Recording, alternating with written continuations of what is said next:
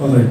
Now we'll start off history and evolution of sportswear in India.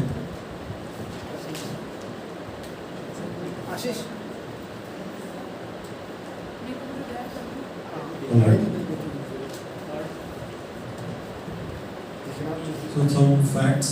I'll discuss some facts with all some of you people. It's generic facts.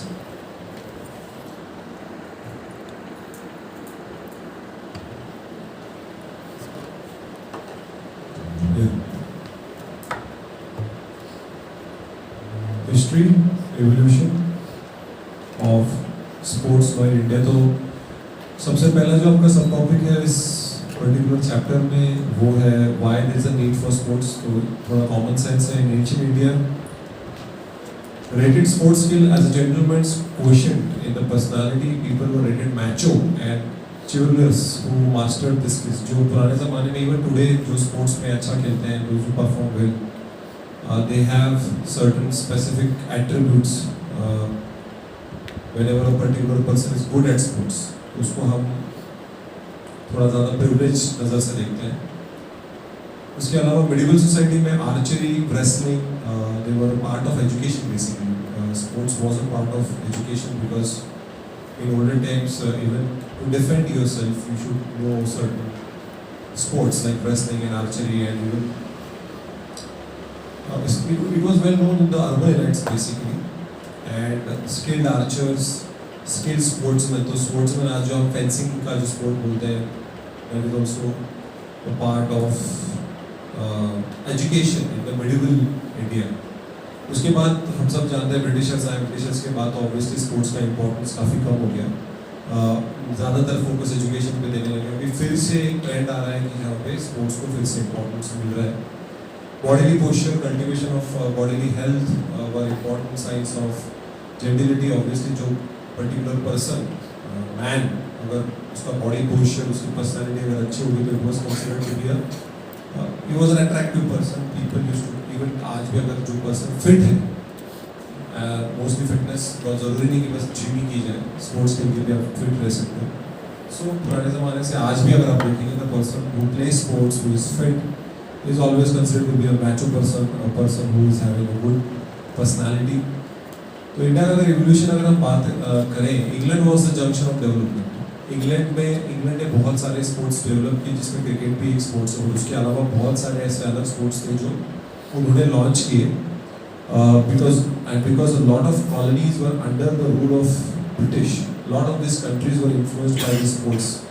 अगर आप देखें 1857 में first golf championship was held in Scotland. Scotland is a part of UK. उसके बाद 1859 first overseas tour, England cricket team to North America. 1860 first major international tournament with respect to golf। 1864 first country championship cricket। 1868 first Australian cricket tour of England। 1870 first America's Cup sailing, boat sailing। 1871 first rugby union international, England versus Scotland। 1872 first FA Cup final। 1872 first football international। 1877 first cricket test match and Wimbledon championship। 1883 first home international championship with respect to football and international championship with respect to rugby। 1888 first football league season। 1889 first football association from outside Britain, that is Denmark and Netherlands। ये आपको थोड़ा सा GK है, इसको याद रखने की ज़रूरत नहीं है, but I just you should know कि पहला टूर्नामेंट्स कब स्टार्ट हुआ, थोड़ा historical data. First modern Olympics were held in Athens in the year 1896। Pierre de Coubertin drew his inspiration from the ancient Olympic Games which were held in Olympia, Greece between 18th century to the 4th century। तो modern games Olympics की बात करें तो सबसे पहले 1896 में, उसके पहले तो एंशिएंट टाइम पे हुआ करते थे, उसके पहले ऐसा कोई पर्टिकुलर इवेंट नहीं होता था। तो फर्स्ट मॉडर्न ओलंपिक्स 1896, उसके बाद हर 4 साल के बाद वो आते हैं। ग्रोथ ऑफ स्पोर्ट्स अगर हम देखें, स्पोर्टिंग बॉडीज वर एस्टैब्लिश्ड। हर एक अभी आप देखेंगे स्पोर्ट्स के लिए स्पेशलाइज्ड बॉडी है, हॉकी के लिए है, क्रिकेट के लिए है, फुटबॉल के लिए है, आर्चरी के लिए है, शूटिंग के लिए है। They were developed because there was growing popularity. Sports काफ़ी पॉपुलर होने लग गए थे, काफ़ी लोग स्पोर्ट्स में इन्वॉल्व होने लग गए थे, काफ़ी sponsorships, branding and slowly and steadily revolution of communication technology including television, अभी सोशल मीडिया, तो काफ़ी फेमस हो गया था। उसके बाद ऑब्वियसली स्पोर्ट्स को प्रोटेक्ट करना है, प्रमोट करना है। We have to create institutions which will basically impart training and provide flourishing grounds for new sportsmen to come to this particular in different fields of sport and play, उनका एक profession बने। उसके अलावा sports के rules बनाना, features अभी आप देख रहे हैं जैसे बहुत सारे स्पोर्ट्स के रूल्स अभी चेंज हो गए। जैसे फॉर एग्जांपल जैवलिन थ्रो के बारे में बहुत लोगों को पता नहीं था, तो जैवलिन पहले अलग डिज़ाइन का हुआ करता था। जो वर्ल्ड रिकॉर्ड है it is much over 100 metres throw. अभी वो हो नहीं सकता क्योंकि अभी जैवलिन का जो स्ट्रक्चर है, डिज़ाइन है, वो चेंज हो गया है। सो इट इज़ ऐसा बोला जाता है it is next to impossible to throw 100 metre या 100 मीटर से ज़्यादा थ्रो देना पॉसिबल ही नहीं है आज के डेट में। 90, 92, 93 तक मैक्सिमम जाता है आज के डेट में। Even though today we have modern technology, modern advanced nutrition, फिर भी उतना दूर नहीं जा सकता। सो नेचुरली स्पोर्ट्स के रूल्स चेंज करना, चाहे वो क्रिकेट हो, फुटबॉल हो, रग्बी हो, चेंज हो गए rules. Formulated codes of conduct for the sports person ने कैसे बिहेव करना चाहिए। व्हाट स्पोर्ट्स, तो इसके बारे में हमने ऑलरेडी बात कर चुके हैं हमने पहले भी सेशंस में कि sports is a physical activity और even a mental activity which has certain kind of competition, okay, where you have to get involved. It can be for just for entertainment, leisure time, और it can also be at a competitive level. Sports should not rely on the element of luck, specially designed for the sport. Luck पे नहीं, अगर आप gambling की बात करें तो उसमें कोई स्किल सेट लगता नहीं है। Sports should have more element of skill rather than luck. Luck पे ऊपर ज़्यादा फोकस नहीं करेंगे। That is the basic difference between sports and gambling, which has been laid down by the Supreme Court of India. Supreme Court ने बोला कि sports में और गैम्बलिंग में या ऐसा कोई गेम जिसको हम स्पोर्ट नहीं बोल सकते, जिसमें लक फैक्टर ज़्यादा है, वो स्पोर्ट नहीं है। स्किल्स ज़्यादा होना चाहिए। क्लासिफिकेशन ऑफ स्पोर्ट्स अगर आप देखें स्पोर्ट्स अकॉर्ड के हिसाब से, प्राइमरी फिजिकल स्पोर्ट्स में अगर आप देखें cricket, athletics, all combat sports, rugby, hockey, football, tennis, जहाँ पे फिजिकली आपको बहुत ज़्यादा एक्सर्शन करना पड़ता है, खेलना पड़ता है, फिजिकल एक्टिविटी ज़्यादा है। उसके बाद प्राइमरीली माइंड, जैसे चेस, ब्रिज, ये गेम्स हैं जहाँ पे आपको मेंटल आपको ज़्यादा फोकस करना पड़ता है, फिजिकल एक्टिविटी कम है। प्राइमरीली मोटराइज, जहाँ पे कार्स, बाइक्स, अलग अलग टाइप के इवन ट्रक्स का भी रेसिंग होता है। तो जहाँ पे मोटर या मशीन का इस्तेमाल किया जाता है वो स्पोर्ट्स। एनिमल सपोर्टेड में अगर आप देखोगे बुल फाइटिंग, बुस्कास्की, इक्वेस्ट्रियन इवेंट्स, जहाँ पे आपको, या हॉर्स रेसिंग, जहाँ पे आपको एनिमल्स की ज़रूरत है वो पर्टिकुलर स्पोर्ट्स खेलने के लिए। उसके अलावा ऐसे बहुत सारे स्पोर्ट्स हैं जिनको एक स्पेसिफिक कैटेगरी में आप नहीं डाल सकते। इंडिया में अगर हम बात करें, Indian emperors with a mighty and skilful army used to practise and perform the skills used in battlefields in peace time. Archery practice, sword drills, ये बहुत हुआ करता था। आपने अगर मूवीज भी देखे होंगे, वॉर मूवीज, चाहे जोधा अकबर हो, बाहुबली हो, इसमें अगर आप देखेंगे तो बहुत सारे जो सोल्जर्स हैं या जो किंग्स, एम्परर्स हैं, they used to practise sword fighting, archery, जिससे उनके जो जब बैटल हो they are ready for the battle. Obviously उससे स्ट्रेंथ, फ्लेक्सिबिलिटी बढ़ती है। Polo can be called as a indigenous game of this country. India में पोलो, किसको पता है पोलो क्या है? हॉर्स हॉकी एक तरीके से, कि आप घोड़े पे बैठ के आप, तो ये बेसिकली इंडिया में ही डेवलप हुआ था, इंडिया में ही स्टार्ट हुआ था। So it was played in Gilgit, Chitral, Manipur in India. The game flourished during the Mughal period and was a popular sport with the emperors who called it चौगन। तो उनको चौगन करके बोला जाता था, लेकिन आज के दिन चौगन स्टेडियम, हाँ, क्योंकि चौगन का मतलब ही पोलो है। तो ये सर्टन पार्ट ऑफ इंडिया में काफ़ी फेमस था, इधर से ही स्टार्ट होता था। आप बोल सकते हो कि पोलो इंडिया का इंडिजिनियस स्पोर्ट है। Emperor Akbar was the first who introduced certain rules and regulation for this game। पोलो के लिए पहले नियम किसने बनाए? तो अकबर ने बनाए। The princely houses of Patiala, Jaipur, Jodhpur, Hyderabad, Kishangarh, Alwar, Bhopal, Kashmir, Bikaner, these were some of the leading areas or states, हम बोल सकते हैं princely states which are under the control of the emperor who played polo regularly। इनके बीच में competition भी हुआ करते थे। ब्रिटिश का काफ़ी इम्पैक्ट हुआ। मॉडर्न गेम्स जो अभी आज हम इंडिया में देखते हैं, क्रिकेट तो सबसे बड़ा, सभी को पता है, लगा मूवी बन गई, उसके ऊपर ऑस्कर तक चली गई। अब वो सच थी क्या गलती हमें नहीं पता, लेकिन जी हाँ, मॉडर्न गेम्स ब्रिटिश ने काफ़ी इंट्रोड्यूस किए, क्रिकेट, फुटबॉल, टेनिस, ये सारे स्पोर्ट्स जो है वो ब्रिटिशर्स ने इंडिया में इंट्रोड्यूस किए। उसके अलावा wild games like cricket and football were looked upon as exclusive European preserves. Indigenous sports like wrestling were confined to lower classes. तो रेसलिंग अगर आप हमारे इंडिजिनियस स्पोर्ट्स देखें तो वो उसको ज़्यादा इक्विपमेंट नहीं लगते। रेसलिंग हो गया, आपको अखाड़ा अगर आप ज्वाइन कर ले तो आप रेसलिंग की प्रैक्टिस कर सकते हो। तो हमारे जो खो खो हो गया या कबड्डी, इसमें बस there is no as such कुछ इक्विपमेंट की ज़रूरत नहीं होती, बस आपकी बॉडीली स्ट्रेंथ, फ्लेक्सिबिलिटी और आपका जो भी टैक्टिक्स होगा वो आपसे आप वो गेम खेल सकते हो। लेकिन अगर आप ये स्पोर्ट्स देखेंगे, टेनिस, क्रिकेट, फुटबॉल, इसके लिए you need sports equipment to play that particular sport. हमें तो उतना पता नहीं था, ये लाइट्स ही खेलते थे, लेकिन जो आम जनता है वो रेसलिंग, आर्चरी, इसमें ज़्यादा इंटरेस्टेड थे, स्पोर्ट फाइटिंग में। एजुकेटेड मिडिल क्लास तो भाई एजुकेटेड हैं वो लोग, तो एजुकेशन पे उनका ज़्यादा फोकस था। आज भी अगर आप देखें middle class is more focus on education rather than sports. तो वो जो कल्चरल हम बोल सकते हैं एक तरीके से इम्पैक्ट ब्रिटिश के ज़माने से भी, जो एजुकेटेड मिडिल क्लास है वो आज भी एजुकेशन पे फोकस करता है, स्पोर्ट्स पे ज़्यादा फोकस नहीं है। हाँ, मैंने देखा है आजकल पेरेंट्स अपने बच्चों को स्पोर्ट्स में डालते हैं at a very young age, tennis या बैडमिंटन या आर्चरी या शूटिंग। जैसे उनकी 10th या 12th आती है तो उनका रोक दिया जाता है। इवन तो बच्चे को पसंद नहीं है, बच्चा wants to continue to play that sport, लेकिन नहीं, education is given priority over sports. अब उसी जगह पे अगर अंबानी का बेटा होता तो वो केयर्स 10th में कितना मिलेगा, 12th में कितना मिलेगा, ग्रेजुएशन में कितना मिलेगा, पोस्ट ग्रेजुएशन में कितना मिलेगा, तू खेल भाई, तू पास हो जाएगा। पास भी हो गया तो भी सफिशिएंट, क्योंकि अपने पास फैक्ट्री कंपनी है, टेंशन नहीं है। सो लेकिन मिडिल क्लास के लोग ऐसा नहीं, भाई 10th 12th में मार्क्स मिलेंगे तभी जाके आगे एडमिशन होगी। उसके अलावा local games, wrestling, kabaddi, gulli danda, जी हाँ ये भी इंडिजिनियस स्पोर्ट है इंडिया का, ये ज़्यादातर हमारे लोअर क्लासेस के मासेस खेलते थे। और जितने ज़्यादा सोफिस्टिकेटेड गेम्स, मतलब उस ज़माने में जो एम्परर्स, महाराजास होते थे, they want to play the games which were played by the Britishers and win against Britishers, क्योंकि ऐसा तो जीत नहीं सकते बैटल में, तो चलो स्पोर्ट्स में जीतने की कोशिश करते हैं। So this was very much the impact of British rule. From the earliest years of British settlement in India, cricket was nurtured by leading public figures, military commanders, educators, journalists। तो ऐसा नहीं है, बहुत सारे हमारे इंडियन लोगों ने cricket को बहुत ज़्यादा फ्लरिश होने दिया।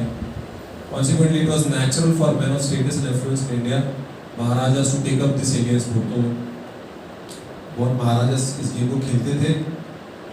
पटौड़ी आपने सुना ही होगा नाम, सैफ अली खान के फादर, वो ही वाज आल्सो महाराजा। उनकी मोनार्की तो चली गई, लेकिन ये फॉर्म वो वहाँ से आप लीनेज ढूंढ सकते हो। उसके अलावा upper classes love big games, hunting. अभी हंटिंग तो अलाउ नहीं है, it is bad, it's a crime, आप एनिमल्स को नहीं मार सकते। It was a symbol of status, शेर को मारते थे, हाथी को मारते थे, या किसी भी वाइल्ड एनिमल को मार के उसके ऊपर पैर रख के फोटो खींचते थे पुराने ज़माने में राजे महाराजे, ब्रिटिशर्स। अभी अलाउड नहीं है। कोलोनियल इंडिया में big game hunting became a shortcut to being a gentleman. हाँ, अगर आप शिकार करते हो तो you are considered to be a gentleman. अभी ये पॉसिबल नहीं है। So but yes, this was the impact of the Britishers actually. Post independence, ministry of youth affairs took up the responsibility to develop sports and sports personalities in the country. It coordinated with the other governing bodies of the world and formed a model for its working। तो हमने international Olympic committee, ICC, international hockey federation, ये सारे जो international level पे सारे sporting bodies के साथ हमने कोलैबोरेशन किया। हमने इंटरनेशनल रूल्स को अप्लाई किया हमारे खुद के देश में, ताकि हम भी लेजिटिमेट बन जाए, that we also follow your rules. And accordingly we started participating in various games, Commonwealth Games, Olympics, उसके अलावा World Cups etcetera etcetera. In accordance with the Olympic Charter, सबसे इम्पोर्टेंट क्या है कि आपके जो गवर्नमेंट, आपकी जो गवर्नमेंटल पॉलिटिकल इन्फ्लुएंस है, it should not be there in the sporting bodies. कि आपके जो स्पोर्ट फेडरेशंस हैं, आपके जो स्पोर्टिंग एडमिनिस्ट्रेटिव अथॉरिटीज़ है, उसमें गवर्नमेंट का कोई भी इन्फ्लुएंस नहीं होना चाहिए। पर ऐसा होता है क्या प्रैक्टिकली? बिल्कुल नहीं। सो प्रैक्टिकली अगर आप देखेंगे तो it's just next to impossible. लेकिन हाँ, ओलंपिक चार्टर के हिसाब से कोई भी पॉलिटिकल इन्फ्लुएंस नहीं हो सकता है, लेकिन प्रैक्टिकली देखा जाए तो होता है। But they should function autonomous. अभी BCCI की अगर हम बात कर लें तो BCCI के फंक्शनिंग में भी काफ़ी सवाल पूछे गए थे कि आप कैसे ये चलाते हो, कैसे आपके इलेक्शंस होते हैं, कैसे सौरव गांगुली कैसे बन गया, इसके बाद कौन बनेगा, उसके पहले कौन था, शरद पवार साहब थे, फिर बहुत सारे ऐसे अलग अलग जो पॉलिटिकल फील्ड से बिलोंग करते, they are the heads of BCCI. अभी cricket is not an Olympic sport, cricket अभी फीमेल क्रिकेट को उन्हें इंक्लूड किया, but otherwise there were people who were politicians who were heading BCCI. अगर याद होगा 2011 का वर्ल्ड कप जब हम जीते थे, Sharad Pawar was the person who was the head of BCCI.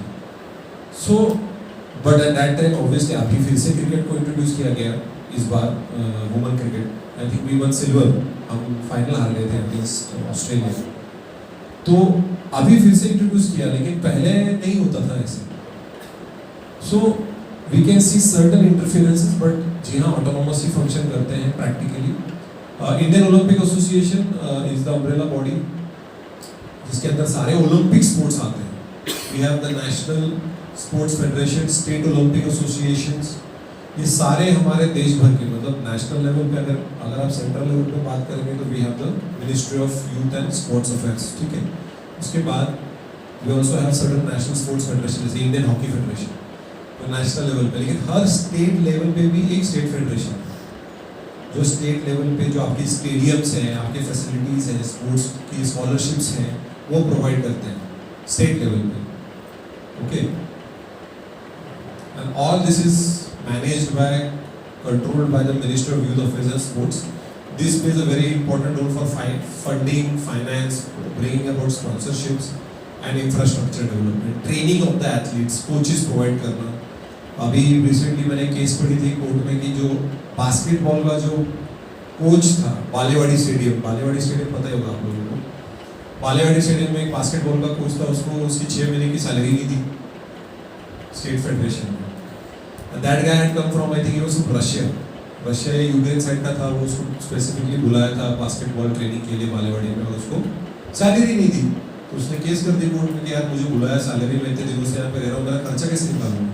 उसका जॉब था, उसको सैलरी नहीं दी। तो ये प्रॉब्लम्स हैं इंडिया में। और बास्केटबॉल अगर उसी जगह पे अगर एक लोकल रणजी टीम होती कोई, या कोई इवन स्कूल लेवल की टीम की भी अगर क्रिकेट कोच को सैलरी नहीं मिलती तो बहुत बड़ा बवाल बन जाता। I saw that one movie jungle cry, did anybody saw that movie jungle cry? सुना उस मूवी के बारे में?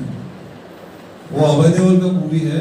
इन 2007 India one the under 14 rugby world cup. उसमें उड़ीसा से ट्राइबल बच्चों को ट्रेन करके 4 महीने में ट्रेन किया ट्राइबल बच्चों को उड़ीसा के, और they went on to win the under 14 rugby world cup in London. ये रियल लाइफ स्टोरी है। तो अभय देओल उनका कोच दिखाया है, और उसके अलावा एक फॉरेनर कोच भी दिखाया है। वो कैसे स्ट्रगल करके जीतते वो दिखाया उन्होंने मूवी में। जंगल क्राई अभय देओल का मूवी है। तो सरप्राइजिंगली 2007 में अगर आप देखें तो इंडिया ने T20 वर्ल्ड कप भी जीता था। तो T20 वर्ल्ड कप जीतना और ये रग्बी अंडर 14 वर्ल्ड कप जीतने का एक्चुअली टाइमिंग सिमिलर था, तो किसी ने फोकस ही नहीं करा। 2022 का मूवी है वो। रग्बी वर्ल्ड कप 2007 में जीते थे वो, तब का मूवी अभी बना है। जीते थे, जी हाँ, एक्चुअली जीते थे। चक दे इंडिया की तरह कोई इमेजिनरी मूवी नहीं है। It is a real life story where they have to tribal बच्चों को लेके उन्हें वो पिक्चर बनाया, और एक्चुअली रियल लाइफ में ऐसा हुआ है। लेकिन वो मूवी देखा जाए तो बहुत स्ट्रेट फॉरवर्ड मूवी, उसमें कोई ज़्यादा मिर्च मसाला मूवीज, गाना, रोमांस ऐसा कुछ नहीं है। Simple straightforward movie, but हाँ if you want to watch it because it is based on a true story. So ये इंडिया की हालत है कि भाई बाकी के स्पोर्ट्स, अभी रग्बी भी बहुत बड़ा स्पोर्ट है न्यूजीलैंड में, साउथ अफ्रीका में, ऑस्ट्रेलिया में। Rugby is a very big sport. India में तो किसी को पता भी नहीं रग्बी होता क्या है, बस सुना होगा इधर उधर बस। So in addition there are federation for non Olympic sports जैसे BCCI। क्रिकेट अभी भी अगर आप देखें मैच स्पोर्ट्स के लिए तो ओलंपिक का गेम नहीं है। उसके बाद international Olympic association, national sports federations, government intervention is restricted by the charter. Olympic charter government या पॉलिटिकल इंटरफेरेंस अलाउ नहीं करता है। All the sporting governing bodies are registered as non-profit societies under the Societies Registration Act। तो sporting जो भी आपके BCCI है, या जो भी इंडियन हॉकी फेडरेशन है, या archery association, Indian archery association है, शूटिंग फेडरेशन है, ये सारे नॉन प्रॉफिट सोसाइटीज करके रजिस्टर किए जाते हैं under the registration of societies act 1860। ठीक है। They are recipients of government aid in multiple forms. इनको सरकार की तरफ से सब्सिडीज मिलती हैं, स्पोर्ट्समैन को they get sponsorships, they get funds to bring about development not only of the infrastructure but also of the sports persons. लेकिन हम जानते हैं कि कई जगहों पे तो इंफ्रास्ट्रक्चर है लेकिन वो आधा अधूरा है, सर्टन स्पोर्ट्स है ही नहीं।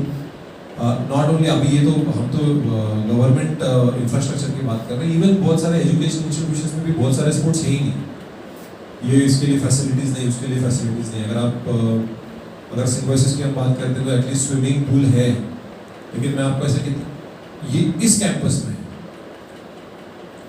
अगर आप दूसरे किसी कैंपस में जाएंगे तो वहाँ पे तो कुछ भी नहीं है, सिर्फ बिल्डिंग्स हैं, ग्राउंड भी नहीं है।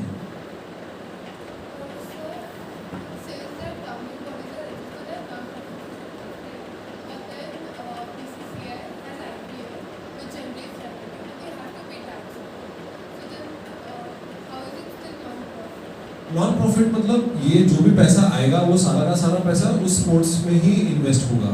वो खुद के अभी प्रॉफिट करके फिर से मैं और क्या करना चाहता हूँ, they can develop infrastructure, they can give, उनको बहुत सारा ग्राउंड्स बन होते हैं, कोचेज होते हैं, रणजी की टीम्स होती है, सबको सैलरीज देनी पड़ती है क्योंकि हर एक प्लेयर जो जिसका कॉन्ट्रैक्ट है बीसीसीआई के साथ, जो रणजी लेवल पे भी उनका कॉन्ट्रैक्ट होता है, स्टेट लेवल पे, तो उन सबको फंड्स देना, तो उनकी सैलरीज, ये सारा जितना पैसा वो कमाएंगे वो सारा का सारा पैसा जो होता है they will have to again put it back into the sports.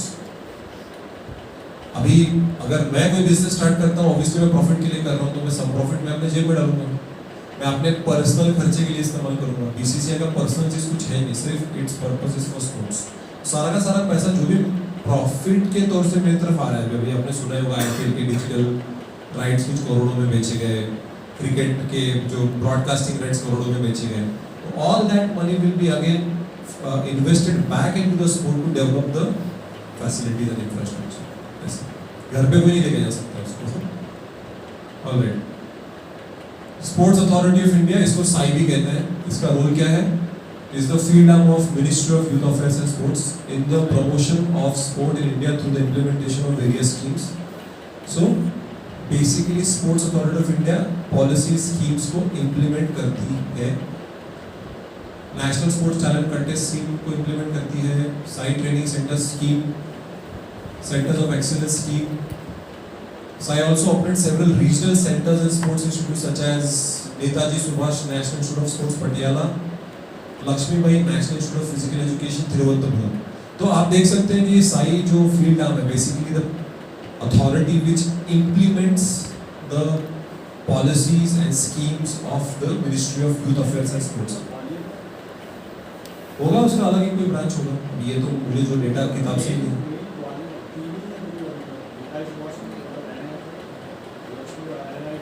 जो मेन होगा वो that might be directly under the control of ministry of youth affairs. ये दो ब्रांचेस जो है वो साई के अंदर है। अभी आपने ऐसा कभी कभी गवर्नमेंट चेंजेस करते रहती है ना, फॉर एग्जांपल मैं स्पोर्ट्स रिलेटेड नहीं है लेकिन there is a child film institute in Pune, there is film archives institute in India, वो सभी के सभी अभी उन्होंने एफटीआई के अंदर डाल दिए। पहले इंडिपेंडेंट इंस्टीट्यूट्स थे लेकिन बाद में उसको सभी को उनका इंडिपेंडेंस हटा के उनके ऑटोनॉमी हटा के सब एफटीआई के अंदर डाल दिए, क्योंकि भी कई सालों से नोटिस के बड़े कुछ किए ही नहीं है, ना ही चाइल्ड फिल्म इंस्टीट्यूट ने ना ही फिल्म आर्काइव ने, कुछ नहीं कर रहे हैं लोग काम, बस बड़े बड़े इंफ्रास्ट्रक्चर खड़े कर दिए, कर कुछ नहीं रहे, तो उन्होंने एफटीआई के अंदर डाल दिया साई। उसके बाद ये हायरार्की आप देख सकते हैं, हायरार्की ऑफ द फेडरेशंस और गवर्नमेंट बॉडीज। सबसे पहले ऊपर आता है central government, state governments. Central level पे ministry of youth affairs and sports, then sports authority of India, उसके नीचे SAI training centres, training of excellence and academic wings. कई बार जो स्पोर्ट्स पर्सन होते हैं उनको एजुकेशन भी दिया जाता है। ऑलराइट, अगर आप वो जंगल क्राई जो मूवी में बता रहा हूँ उसके अंदर अगर आप देखोगे तो बेसिकली बच्चों को छोटे छोटे विलेजेस से उठाया गया था जिनको दो तक खाना भी नहीं मिल रहा था, बट उनको ये बोला गया कि अगर तुम स्पोर्ट्स खेलोगे तो तुम्हें एजुकेशन देंगे, तुम्हें खाना देंगे, तुम्हें कपड़े देंगे, रहने के लिए जगह देंगे। इसके लिए उनके घर वाले उनको बोलते जाओ, पढ़ने के लिए जाओ, खेलने के लिए जाओ। तो ऐसा वो मूवी है जहाँ पे वो गाँव जाके उन्होंने टैलेंट को ढूंढा, they saw the talent and then they thought कि ये बच्चे अच्छा खेल सकते हैं, रग्बी, फुटबॉल एक्सेट्रा। तो उनको कलिंगा इंस्टीट्यूट जो है उड़ीसा में, वहाँ पे उनको रिक्रूट किया गया, वहाँ पे उनको हॉस्टल में रहना, खाना, कपड़े, education, but they have to play the sport. तो ये हायरार्की है। उसके अलावा नॉन ओलंपिक स्पोर्ट्स एफिलिएशन में मुझे for example national sports federation, BCCI का एग्जांपल ले लो, नेशनल लेवल पे। स्टेट स्पोर्ट्स एसोसिएशन में आप महाराष्ट्र क्रिकेट एसोसिएशन है, विदर्भ क्रिकेट एसोसिएशन है, मध्य प्रदेश क्रिकेट एसोसिएशन है। हर स्टेट लेवल पे अलग अलग क्रिकेट एसोसिएशन हैं। Final district sports association, Mumbai की अपनी अलग एसोसिएशन है, पुणे की अलग है, नागपुर की अलग है, पटना की अपनी अलग है। तो जो हम देखते हैं बच्चे जैसे क्रिकेट, स्पेसिफिकली क्रिकेट खेलते तो under 14, under 12, under 19, under 16, under ऐसे करते करते करते वो, और ये जो टैलेंट प्रोवाइड करते हैं, मतलब जो टैलेंट हंटर्स होते हैं वो देखते हैं प्लेयर्स को, and then they get recruited और they get selected in the national team.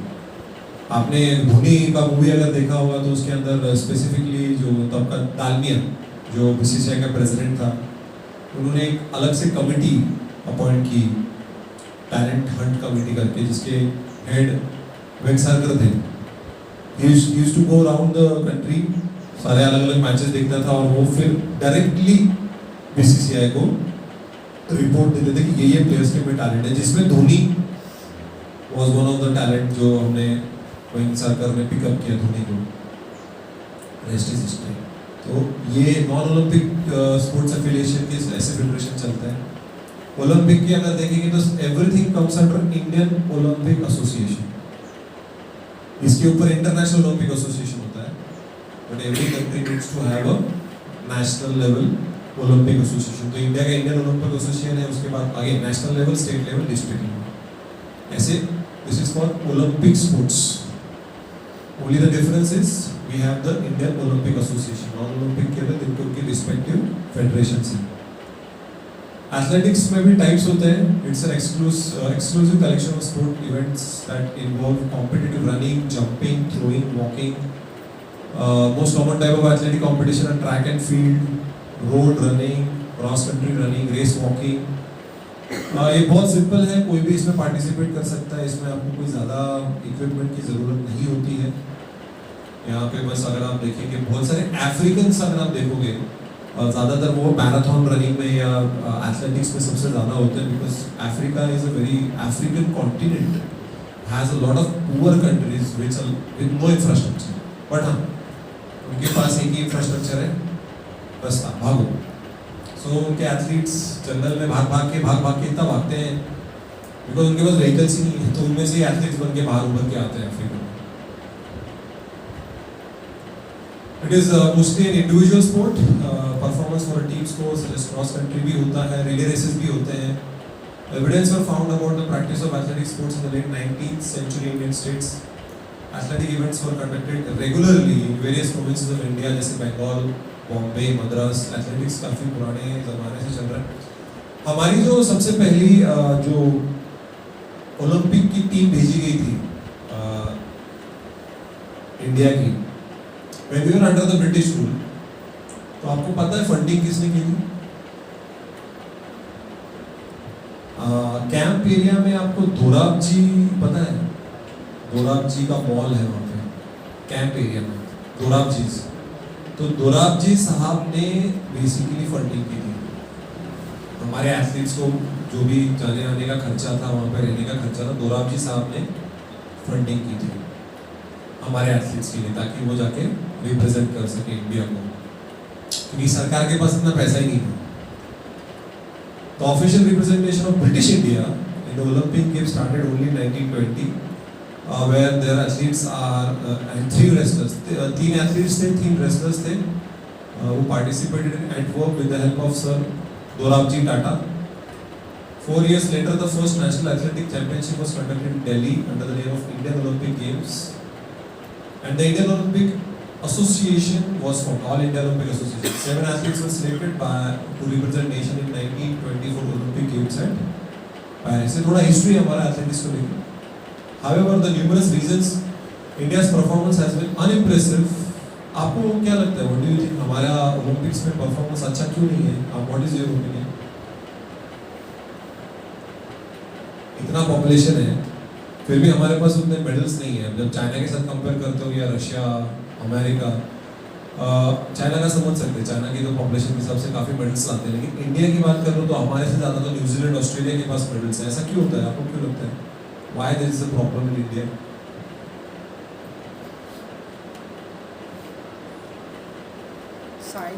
Science based training का lack of science based training. Lack of science based training in India, okay.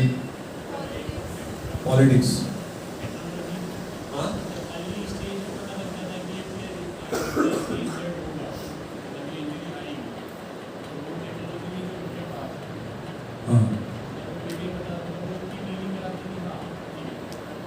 तो injury होने से पहले ही वो डिटेक्ट कर लेते हैं कि इनकी इंजरी हो सकती है, तो वो जो साइंटिफिक मेडिकल एडवांसमेंट हमारे पास उतनी नहीं है, ओके।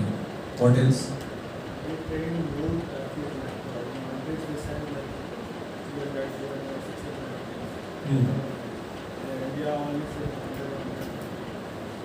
हमारे यहाँ पे सबसे बड़ा प्रॉब्लम ये है कि क्रिकेट के अलावा बहुत ऐसे टॉप स्पोर्ट्स हैं जहाँ पे आप सिर्फ और सिर्फ स्पोर्ट्स एज अ प्रोफेशन खेल सकते हो। आपको वो स्पोर्ट के साथ जॉब भी करना पड़ेगा। अगर मैं शूटिंग की बात करूँ, आर्चरी की बात करूँ, तो आप सिर्फ आर्चरी या शूटिंग करके या जैवलिन थ्रो करके अपना करियर बनाना मुश्किल है। इवन नीरज चोपड़ा भी आर्मी में जॉब करता है, स्पोर्ट्स कोटा में ना वो, तो आर्मी से उसको सैलरी, सारी फैसिलिटी, सारा न्यूट्रिशन, सारे कोचेस मिल रहे हैं। मिलिट्री उसकी, मिल्खा सिंह की बात करें तो मिल्खा सिंह सर का भी वही था, he was part of the military, army में थे ना। ये भी है नीरज चोपड़ा। तो आपको उस जॉब के साथ स्पोर्ट्स संभालना पड़ता है। अगर आप कोई आम आदमी है वो तो पॉसिबल ही नहीं, लेकिन अगर आप उसी जगह पे, अगर आप कोरिया की बात कर ले, जापान की बात कर ले, अगर आप आर्चरी खेलते हैं तो आपको कोई जॉब करने की जरूरत ही नहीं, इतनी स्पॉन्सरशिप है आपके पास, आपको सिर्फ परफॉर्म करना है। You have to perform to your level best. तो हमारे देश में ऐसा बहुत चांसेस कम है कि भाई शूटिंग कर ले, टेनिस कर लो, बैडमिंटन कर लो, कि सिर्फ और सिर्फ आपको स्पोर्ट्स में हो, उसके साथ आपको कोई ना कोई जॉब करना पड़ता है। Even Sourav Ganguly was a employ of Tata tea Kolkata में। जब वो फुल टाइम क्रिकेटर बन गया, मतलब इंडियन टीम में परमानेंटली सिलेक्ट हो गया, तब उसने जाके जॉब छोड़ा। तो ये आप इमेजिन कर सकते हैं कि just not possible right now कि आप सिर्फ स्पोर्ट खेल के अपना घर चला सकते हो, उतना पैसा नहीं मिलता इंडिया में। और उसके अलावा जी हाँ, जैसे पॉलिटिक्स का है, lack of infrastructure, lack of facilities with respect to medicine, with respect to nutrition, with respect to expertise in the field of that particular sport, including exercises and with respect to जैसे इन्होंने भी कहा कि भाई scientific knowledge से हम नहीं करते हैं ट्रेनिंग, बस ज़्यादा करेंगे तो बेहतर है।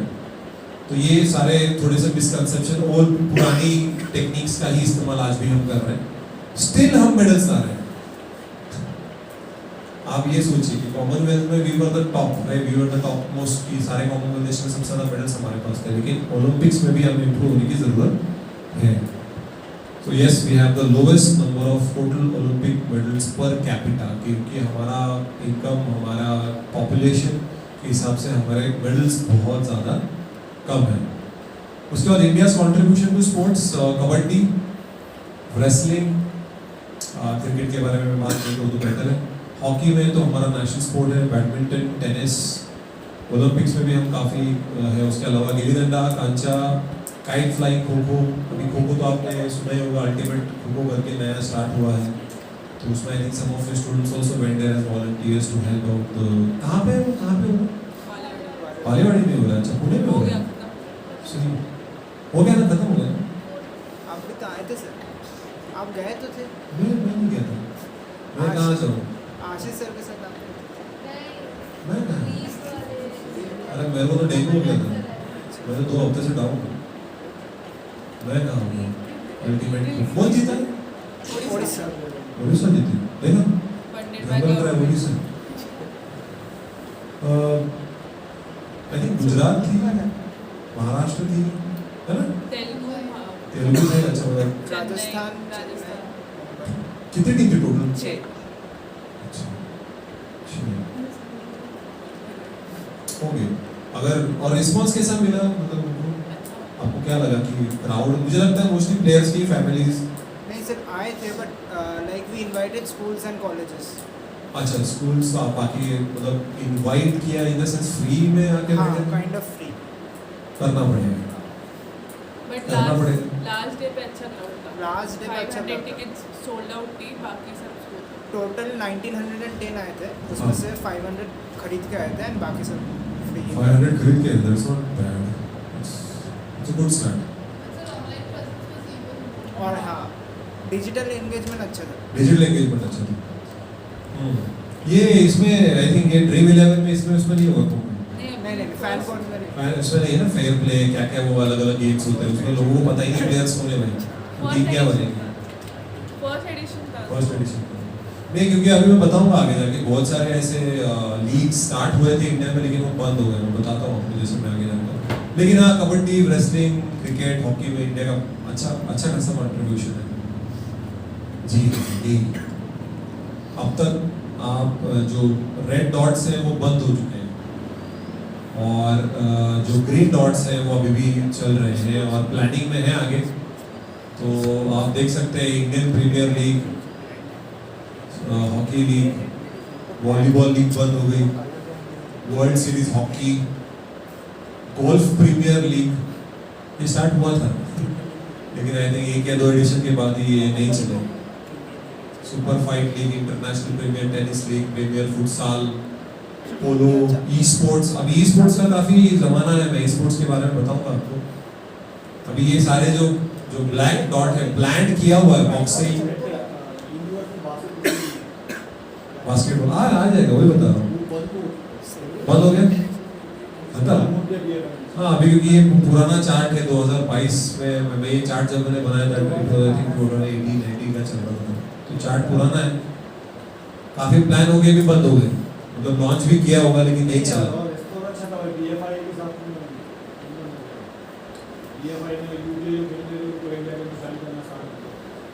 अच्छा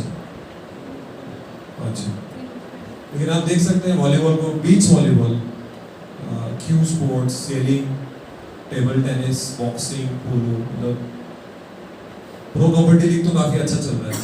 pro kabaddi I think ultimate खो भी अच्छा चलेगा. आई थिंक जो स्पोर्ट्स फास्ट होते हैं फास्ट स्पोर्ट्स में जहाँ पे एथलेटिक एबिलिटी तो लोग अट्रैक्ट होते हैं देखने के लिए.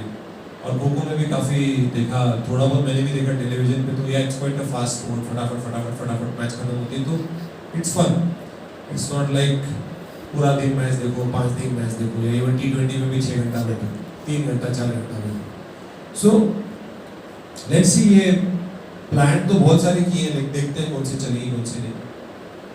व्यूअरशिप अगर आप देखें तो भाई इसमें तो कोई सवाल ही नहीं है. IPL की सबसे ज़्यादा मतलब अगर आप देखें सेकंड बेस्ट तो उससे ऑलमोस्ट आप देख सकते हैं 1.5 गुना ज़्यादा है. इंडियन सुपर लीग फुटबॉल, फिर pro kabaddi, pro wrestling, hockey, pro badminton कम होते जा रहा है व्यूअरशिप. लेकिन डिजिटल व्यूअरशिप बहुत बढ़ रही है. डिजिटल व्यूअरशिप काफ़ी बढ़ रही है. लोग टेलीविजन पे नहीं तो डिजिटल प्लेटफॉर्म पे ज़रूर देख रहे हैं.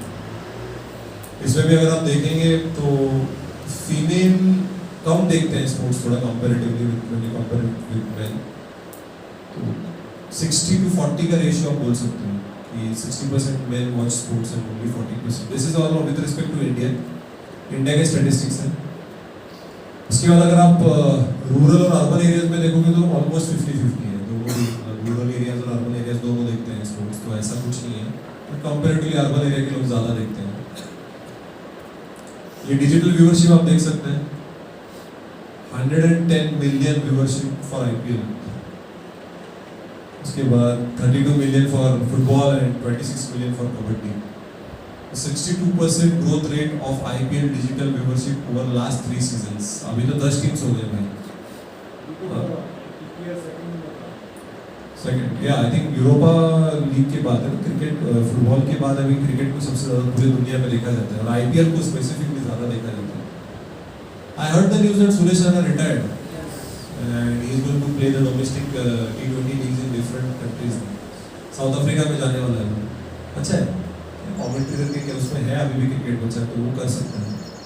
तो ये डिजिटल व्यूअरशिप है आप देख सकते हैं और ये बढ़ता जाएगा. और IPL का नहीं धीरे-धीरे कबड्डी का भी बढ़ रहा है. तो अभी अल्टीमेट खो का अगले साल 3-4 साल में भी उसका डेटा आ जाएगा तो पता चलेगा कि चल रहा है कि नहीं चल रहा है. Fan engagement through social media. तो आपने देखा होगा आप जब भी मैच अभी इंडिया पाकिस्तान का मैच जो संडे को देखा होगा या जो संडेज को आपने देखा होगा. पहली बार हम जीते फिर हम हार गए. अगले संडे में पता नहीं क्या होगा. आज भी इनकी इंडिया ही क्वालिफाई हो फाइनल के लिए. तो वो पूछते हैं कि विच which player do you want to see to play at number 3 for India? वो सूर्य कुमार यादव या विराट कोहली या हार्दिक पांड्या या रविंद्र जडेजा, ऐसे वो ऑप्शन दे देते तो यू स्टार्ट वोटिंग। और वो ये भी पूछते हैं कि भाई किसको खिलाना चाहिए, आर अश्विन को खिलाना है क्या युजवेंद्र चहल को खिलाना है, तो यू वोट। यहाँ पे आप कर क्या रहे हो, ये they are engaging fans in the sport. अभी आपने देखा होगा लॉकडाउन में जब क्रिकेट नहीं चल रहा था, कोई भी स्पोर्ट्स नहीं चल रहे थे बाय द वे, तो दैट टाइम ये सारे जो क्रिकेटर्स हैं, विराट कोहली, रोहित शर्मा, ऋषभ पंत, ये सब एक दूसरे के साथ ऑनलाइन चैटिंग कर रहे थे, वीडियो कॉल। और इन्होंने सारे के ये जो वीडियो कॉल्स उन्होंने यूट्यूब पे अपलोड कर दिए। क्यों? रेलेवेंस रहे, तो लोग भूला जाए क्रिकेट को, वो पॉसिबल नहीं है, but they just wanted to have chit chat करते थे, मजाक मस्ती करते थे, क्योंकि उनको बीसीसीआई ने कहा है कि आप बातचीत करो। बीच में आई थिंक ऋषभ पंत ने कुछ किसी भी रैंडम फैन को उठा के अलाउ कर दिया, अलाउ किया मीटिंग में कि आप बोलो क्या पूछना है। अभी वो हमें बताया जा रहा है रैंडम है, पर क्या पता वो भी सेटिंग हो, इन लोगों को ही आप अलाउ करो, you never know. So this social media में फैन एंगेजमेंट बढ़ाने के लिए भी बहुत सारे टैक्टिक्स का इस्तेमाल किया जाता है। Now this is the sports vision of India. सिर्फ एक बार देख लीजिए, अचीविंग एक्सीलेंस इन स्पोर्ट्स। तो हमारा जो गोल था 2020 तक का, जो टोक्यो ओलंपिक्स था, उसमें we had a goal of winning 20 gold medals with government support. क्या हुआ? कितने मेडल आए टोक्यो में गोल्ड? कितना? 1, है ना? उसके बाद स्पोर्ट्स इंफ्रास्ट्रक्चर टायर 2 और टायर 3 टाउन्स में और कोचेस, इक्विपमेंट, स्कॉलरशिप्स, कॉर्पोरेट का सपोर्ट, मतलब सिर्फ गवर्नमेंट सपोर्ट है तो प्राइवेट सेक्टर भी फंडिंग करेगा। तो ये हमारा विजन था। अभी 2024 का देखना पड़ेगा कि भाई अभी कितना medals, do you still want 20, और आपका एक्सपेक्टेशन आपने कम कर दिया, देखना पड़ेगा। So, उनके ओलंपिक्स 2020 और 2032 में certain sports have been identified by India जहाँ पे इंफ्रास्ट्रक्चर में ज़्यादा इन्वेस्टमेंट किया जाएगा। तो 2020 में देखा जाए तो आप देख सकते हैं we have got medals in badminton, PV Sindhu bronze, boxing में भी एक ब्रॉन्ज था, वो भी फीमेल एथलीट थी, I think I forgot her name. Wrestling में काफ़ी मेडल्स आए हमारे पास, सिल्वर, ब्रॉन्ज काफ़ी आए, कॉमनवेल्थ में भी आए, और शूटिंग में नहीं आया ओलंपिक्स में। और ओलंपिक 2032 में एक्वेटिक, साइकिलिंग, जिम्नास्टिक्स, एथलेटिक्स और वेट लिफ्टिंग पे ज़्यादा फोकस करने वाले हैं। लेकिन अभी इंटरनेशनल ओलंपिक फेडरेशन बोल रहा है कि जो वेट लिफ्टिंग का स्पोर्ट वो हटा सकते हैं, because they are seeing some mismanagement in the use of performance enhancing drugs in the weight lifters. वो देखा जा रहा है, so that we have to check. ये हमारी स्पोर्ट्स इकोसिस्टम, जहाँ पे आप देख सकते हो कि we have sports governance, talent scouting and training of players, training of trainers. Trainers को भी लेटेस्ट नॉलेज से आपको इक्विप करना पड़ेगा। Sports infrastructure, sports equipment, leagues, tournaments, performance incentives. उसके बाद national sports federation, ministry of youth affairs and sports, SAI, UGC, public sector undertaking, for profit sports consultants, private academicians, sports universities में भी अभी government funding देती है कि आप अलग अलग स्पोर्ट्स के इंफ्रास्ट्रक्चर डेवलप करो। ये सारा जो इंफ्रास्ट्रक्चर है, जिसमें प्राइवेट प्लेयर्स हैं, ऑटोनोमस बॉडीज हैं, पब्लिक प्राइवेट, मतलब सरकार और प्राइवेट सेक्टर दोनों का कंट्रीब्यूशन है, और गवर्नमेंट का भी कंट्रीब्यूशन है। क्योंकि सिर्फ गवर्नमेंट के ऊपर आप सब कुछ रिलाई नहीं कर सकते, प्राइवेट सेक्टर का भी फंडिंग आना चाहिए, और यहाँ पे अलग अलग लोगों ने स्पॉन्सरशिप देनी चाहिए, तभी जाके ये जो हमारा स्पोर्ट्स इकोसिस्टम है वो इम्प्रूव होगा। और हम जो बोलते हैं हम एक स्पोर्टिंग नेशन है, जी नहीं, हम क्रिकेटिंग नेशन है, स्पोर्टिंग नेशन नहीं है। सो अभी ब्रेक लेते हैं, take a break, then we continue with this. क्या क्या इश्यूज हैं, रिकमेंडेशंस?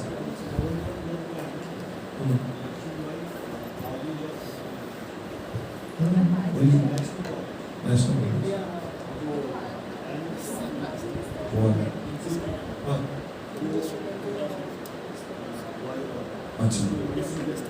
अच्छा, साइकिल